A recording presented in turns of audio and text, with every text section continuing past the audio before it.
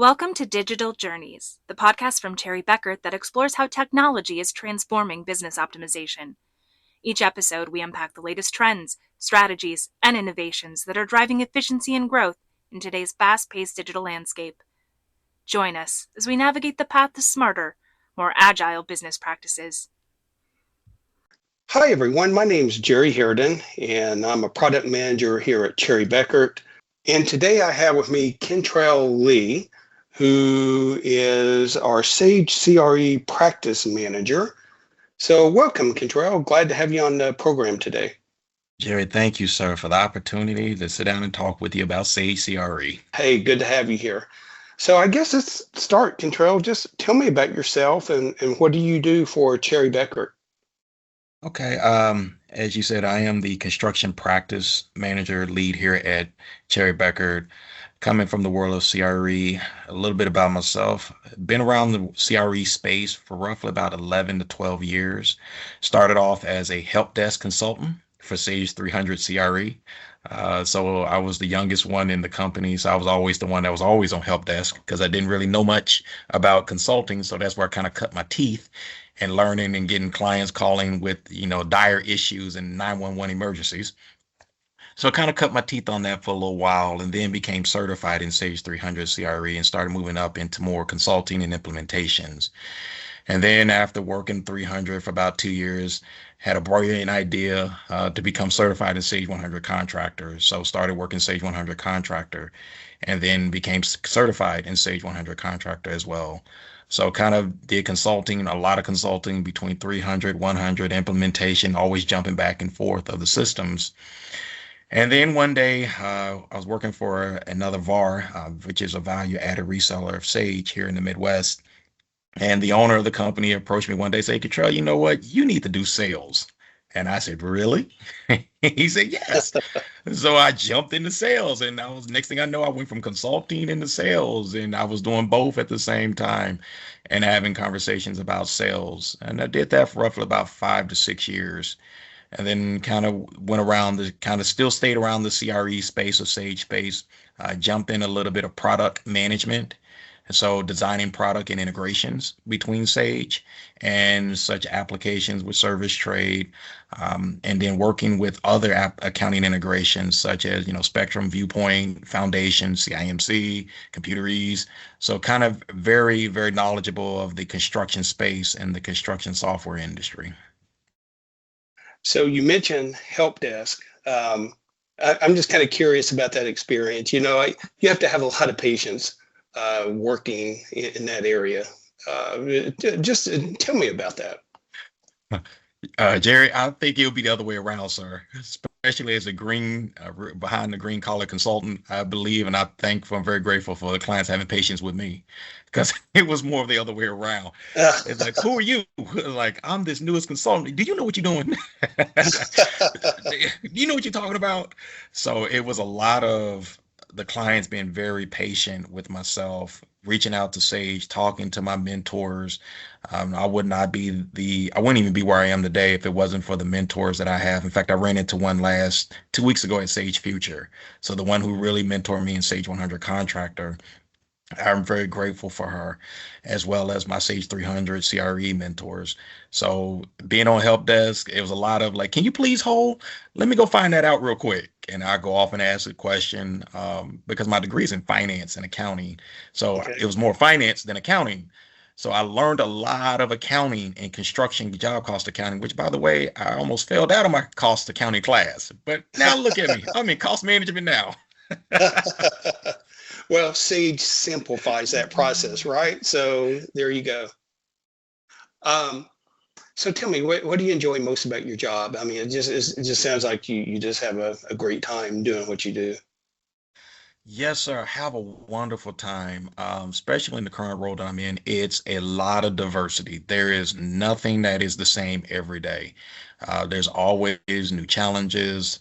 There's always, different ideas that are coming across, different items, because working from the front end of the whole process, because in throughout my career, I've always worked all different parts of the process, worked in, help desk consulting, talking with client relations and client management and customer care, worked on the front end of sales and just doing sales and, all those pieces. But now currently I do all of it put in together.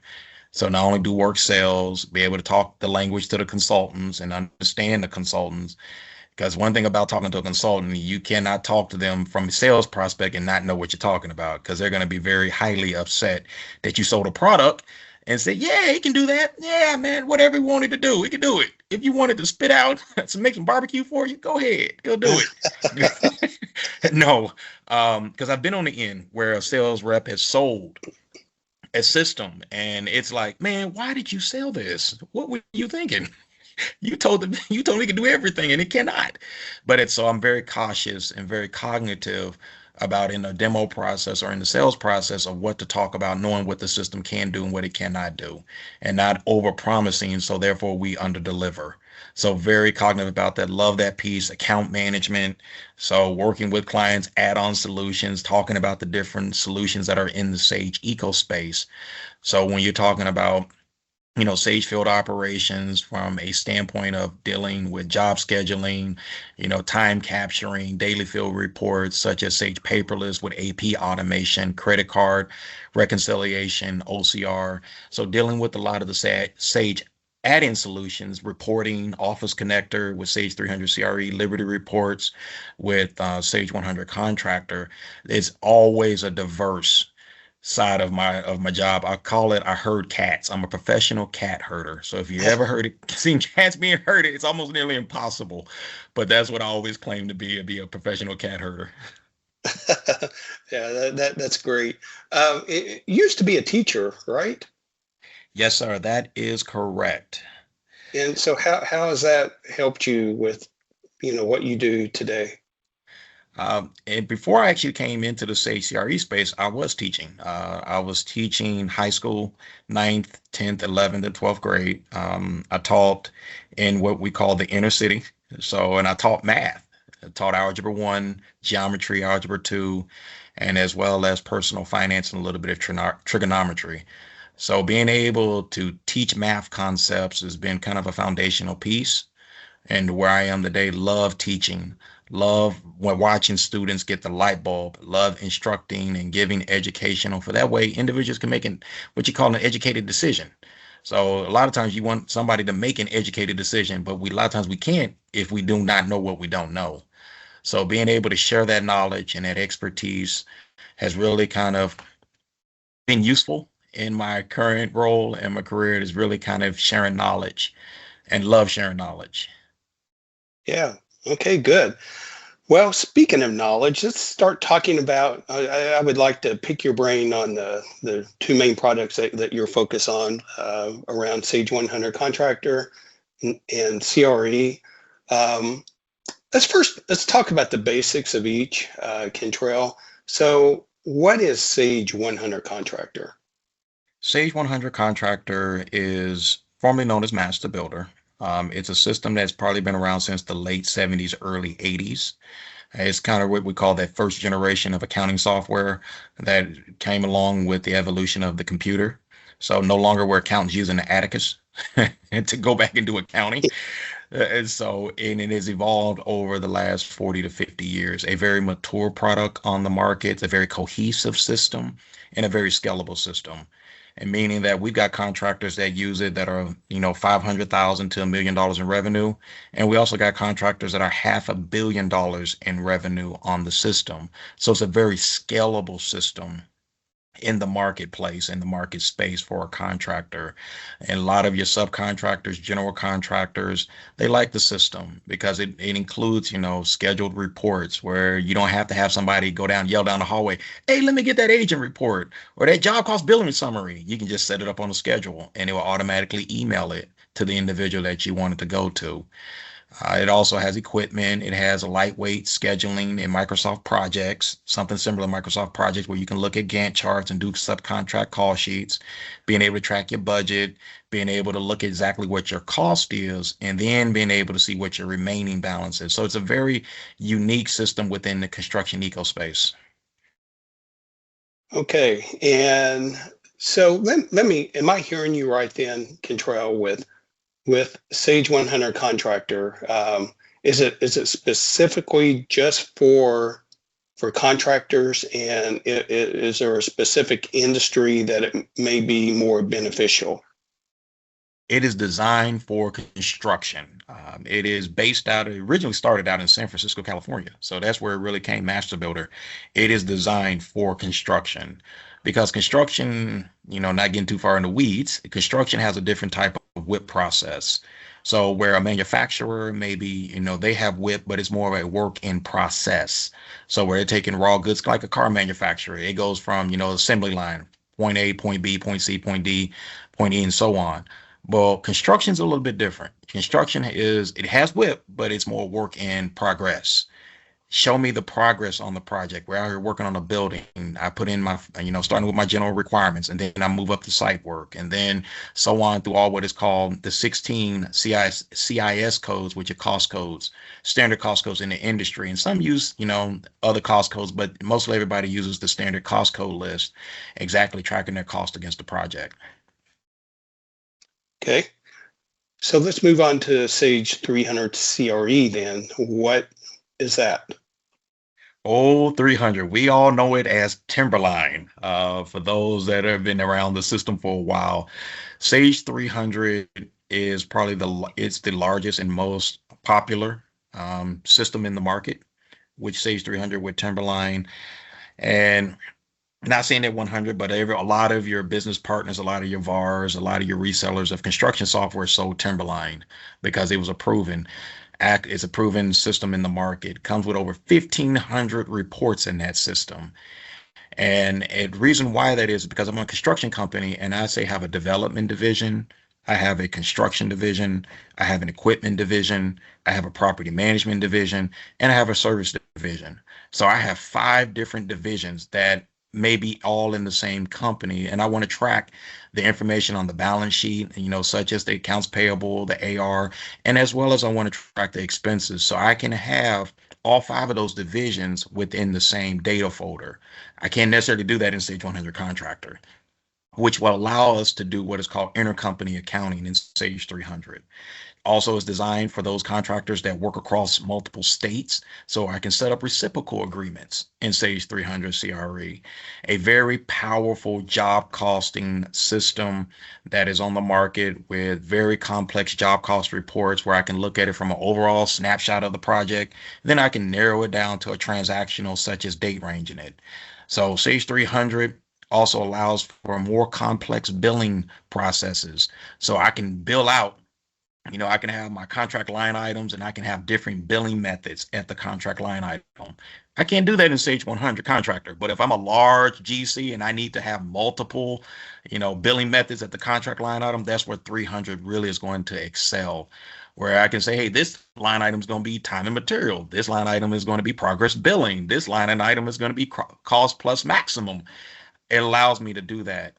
Plus, like I said, with the intercompany accounting, where I can say, hey, the development division is going to do some intercompany accounting for, or do some action or do some work for, say, the construction division. The construction division may do some work for the development division. I have a property management division where I'm tracking the property, and as well as a service division. So if I'm tracking the property and I own the property, then I'm going to probably do the service on the property.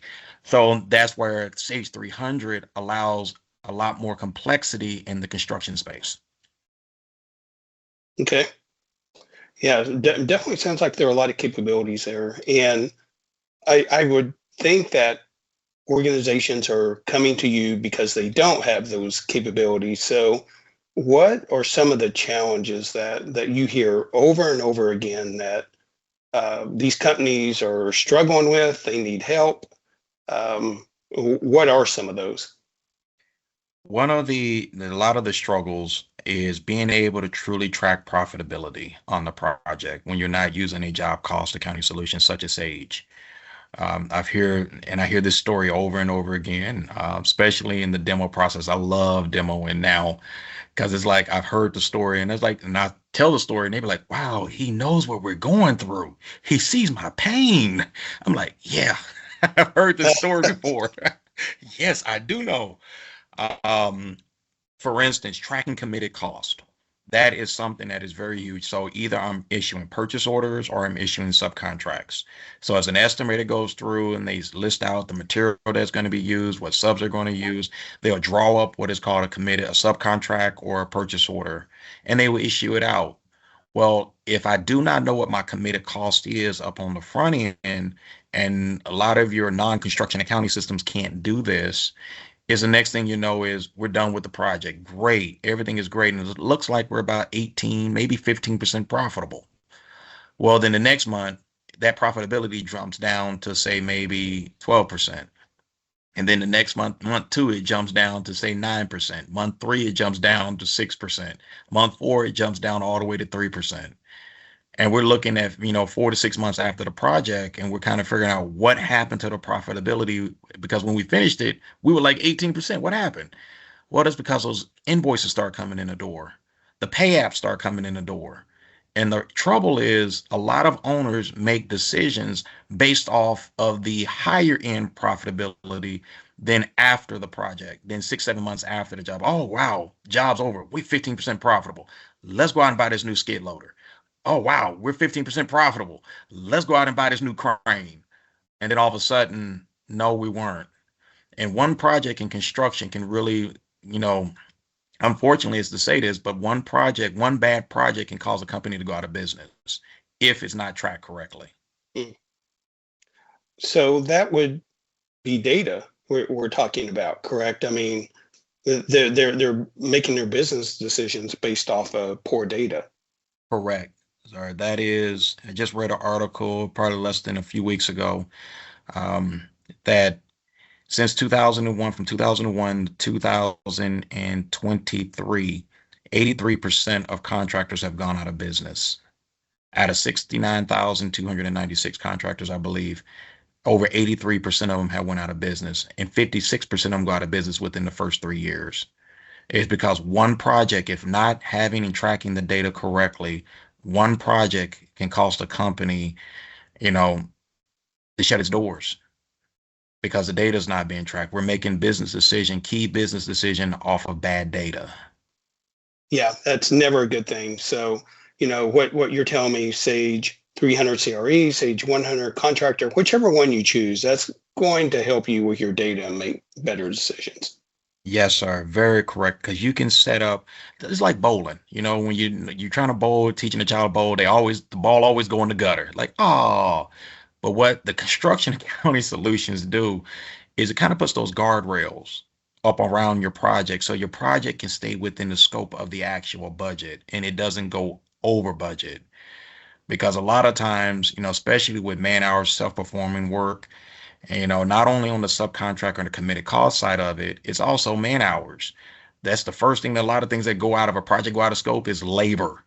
Oh, wow, we just haven't working hours, hours, hours. You still got to pay the employees.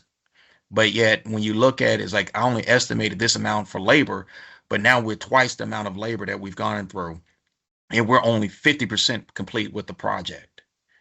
So that's where kind of, really, really kind of scoping out, making sure that the project stays within budget is what keeps a contractor going more and more, being able to do more and more projects, being able to manage more projects because they're keeping their projects within the scope of the original estimate.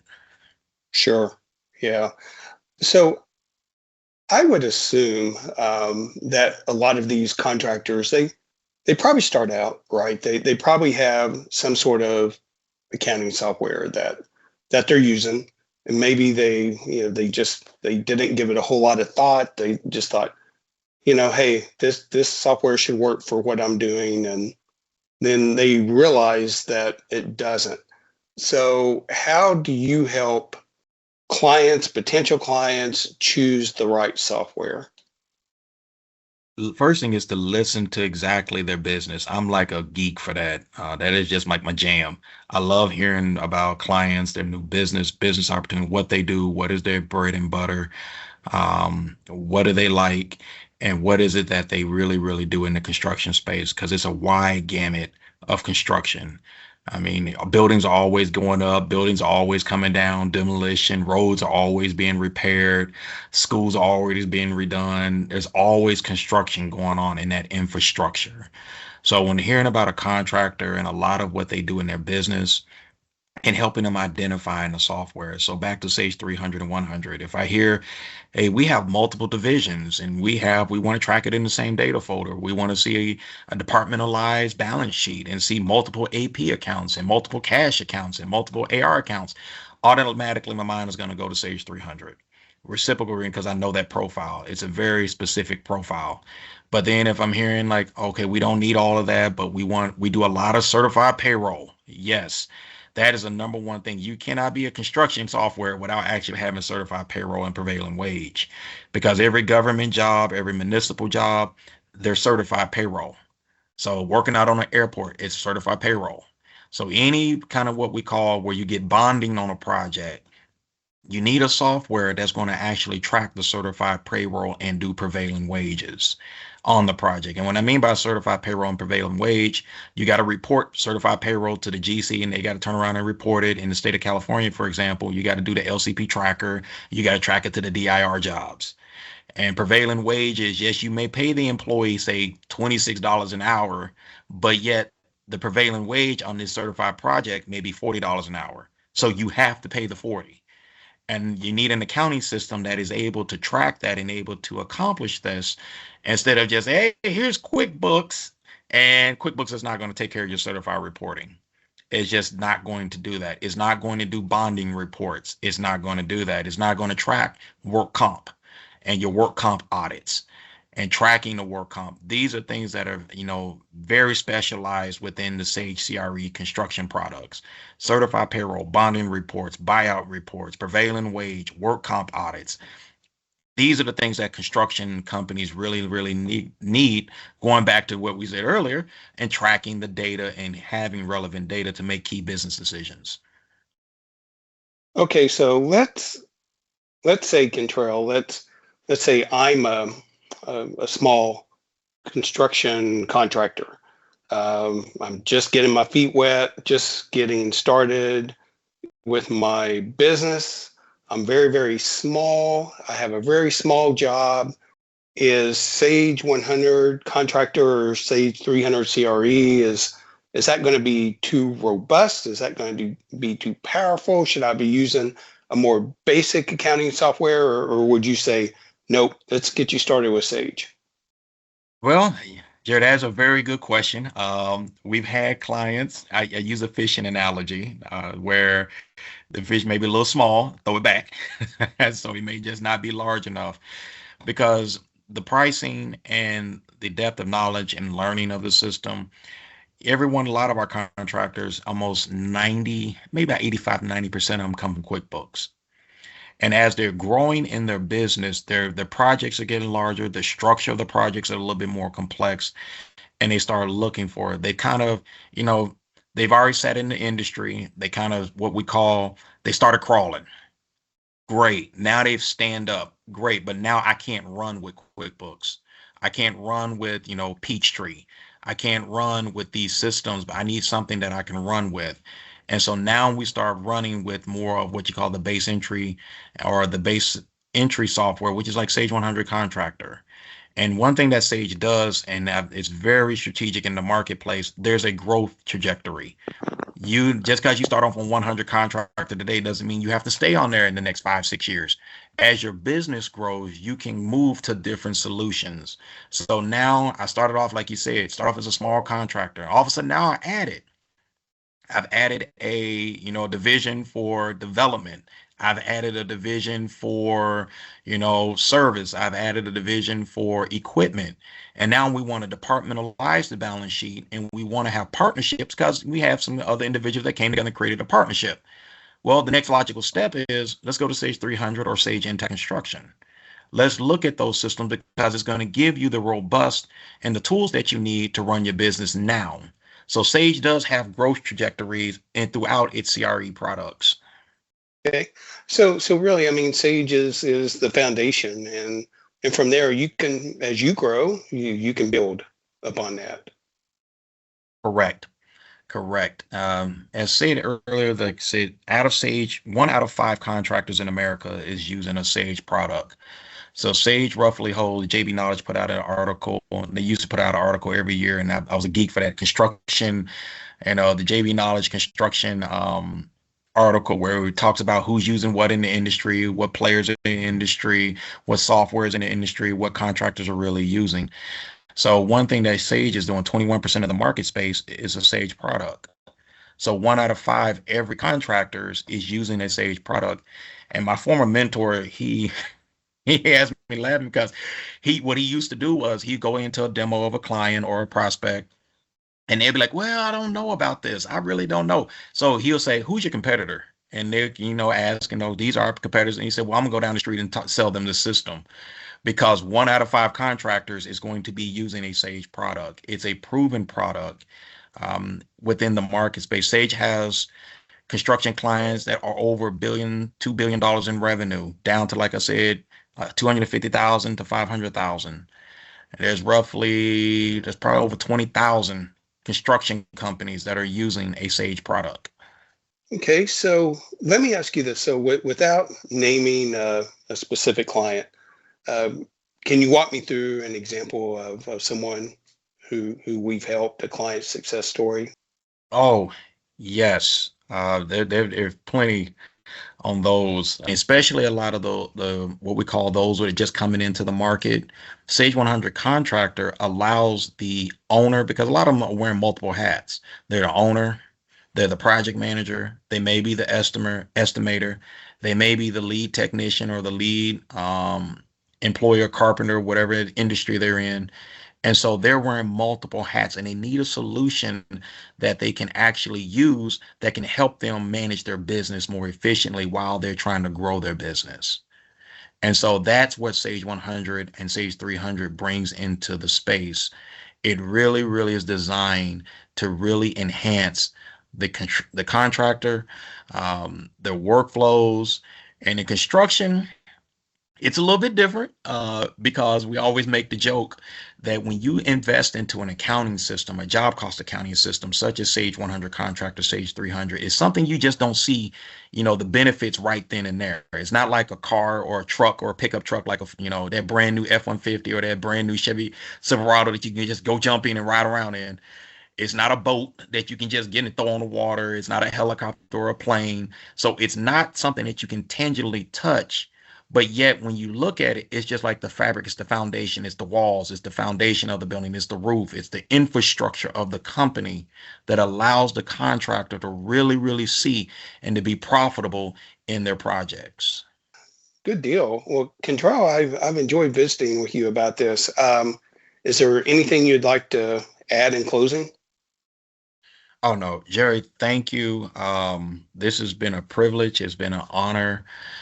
There are those that kind of sometimes be hesitant to kind of switch to Sage 100 Contractor or switching, it's kind of like taking that leap off of, the space. Is it going to catch me when I fall? And like I said, and I would be truthful. Sage is not for everybody. Sage is not truly for everyone, because it's, when you talk about implementation, there are 3 things that we implement when it comes in, especially software, and particularly in the construction space. We implement software, we implement processes, and we implement people. So sometimes, people may not be willing and ready for that change.